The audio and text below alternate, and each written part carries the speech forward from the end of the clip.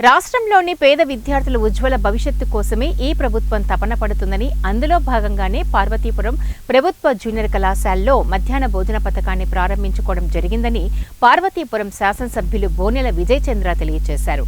శనివారం స్థానిక ప్రభుత్వ జూనియర్ కళాశాలలో డొక్కా సీతమ్మ మధ్యాహ్న భోజన పథకం ప్రారంభోత్సవ కార్యక్రమానికి ఎమ్మెల్యే ముఖ్య అతిథిగా పాల్గొని జ్యోతి ప్రజ్వలన చేసి డొక్కా సీతమ్మ చిత్రపటానికి నివాళి అర్పించారు.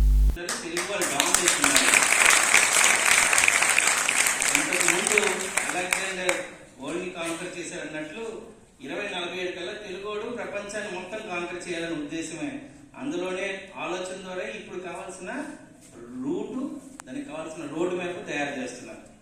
మీకున్న ఆర్థిక ఇబ్బందుల్ని దృష్టిలో పెట్టుకొని కొన్ని ఇబ్బందులకి బుక్స్ కొనుక్కోవడానికి కావాల్సిన బుక్స్ కిట్స్ మొత్తం అంతా ప్రభుత్వం ఇచ్చింది.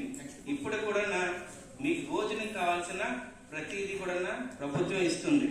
రేపు ఆల్రెడీ ప్రిన్సిపల్ గారు అందరూ కూడా అడగడం, నాతో పాటు 2-3 ఎమ్మెల్యేలు కూడా మొన్న కలిసినప్పుడు మీ అందరికీ కూడా 2 జతలు యూనిఫామ్ ఇవ్వాలని